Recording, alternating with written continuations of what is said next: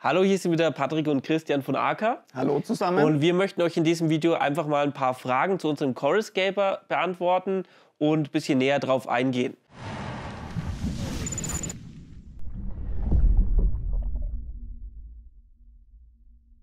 Christian, erste Frage. Wir haben hier zwei in der Hand, die sich ein bisschen optisch unterscheiden. Ist es das Gleiche? Gibt es einen Unterschied? Kannst du ein bisschen näher drauf eingehen? Also es sind beide Sekundenkleber mit einem sehr hohen Anteil an Cyanacrylat. Wir haben jetzt einmal hier unseren Coralscaper 50 Gramm. Der ist ein bisschen flüssiger, aber auch jetzt nicht ganz flüssig, wie man es eigentlich kennt von Sekundenkleber. Und wir haben die 2x3 Gramm Kleber, das ist dann richtig in Gelform. Okay, aber im Prinzip gleicher Anwendungszweck oder würdest du sagen, der eine eignet sich für irgendwas mehr, der andere weniger? Im Grunde haben beide im Meerwasser den gleichen Anwendungszweck. Es kommt natürlich immer darauf an, manche Kunden sagen, die schwören dann mehr auf den flüssigeren. Wenn ich jetzt Korallen oder Korallenableger unter Wasser verklebe, liegt jetzt mir zum Beispiel eher die Gelform. Okay, du sagst schon unter Wasser, das ist auch eine häufige Frage von euch.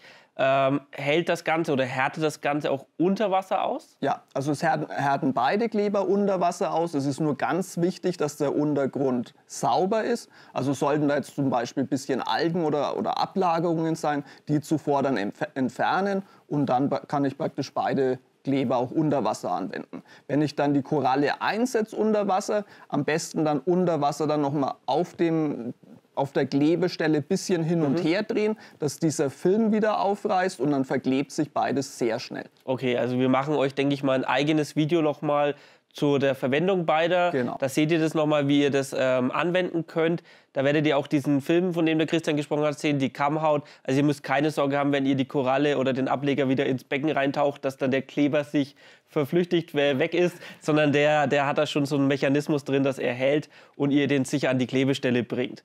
Muss ich irgendwas beachten, was darüber hinausgeht zur normalen Anwendung eines Klebers? Also beachten muss man nichts. Man sollte halt das genau kleben, was man kleben will im Aquarium. Und ansonsten muss ich auch nichts beachten. Okay, also wie gesagt, immer die Koralle kleben, nicht euch selbst. Und dann führt das hier wirklich zum Erfolg. Der Name sagt ja schon, Sekundenkleber. Also das heißt, die Frage nach der Verarbeitungszeit ist hier eigentlich hinfällig. Aber ich habe dennoch wahrscheinlich genügend Zeit, um meinen Ableger, meine Koralle an die gewünschte Stelle zu positionieren. Vor allem ist jetzt, wenn ich unter Wasser was verklebe, ich muss, wie gesagt, die Koralle erst mal kurz dann bewegen auf dem Untergrund, wo ich sie hinpappen will. Und da reißt dann erst dieser Film auf. Okay. Sobald dieser Film aufgerissen ist, verbindet es sich. Also man muss jetzt nicht da in Sekundenschnelle seine Koralle im Aquarium fixieren. Das kann man also gut zu wissen. Die Platzierung hat Zeit, aber wenn ihr es dann platziert habt, müsst ihr den Ableger oder die Koralle eben nicht noch eine halbe Stunde unter Wasser festhalten. Kurz fixieren und dann dann ist sie fest. Okay. Eine Frage noch, ist es eine dauerhafte Geschichte? Man hat es ja oft mal bei Thermoklebern zum Beispiel, die von Bakterien abgearbeitet werden können mit der Zeit. Ist das hier eine dauerhafte Fixierung der Koralle? Es ist so gesehen, ist es eine dauerhafte Fixierung. Es kann natürlich immer sein, dass durch Bakterien auch solche Verbindungen abgebaut werden. Aber die Erfahrung zeigt, wenn man jetzt Korallenableger damit fixiert, die Koralle bildet ja dann auch unten ihren Fuß wieder, überwächst das Ganze und fixiert sich dann auch selber im Aquarium. Okay, die Klebestelle oder die Farbe des Klebers, denke ich jetzt mal, hier sieht man es an der Flasche, ist transparent. Genau. Wie sieht es aus? Bewächst der mit Kalkrottalgen beispielsweise?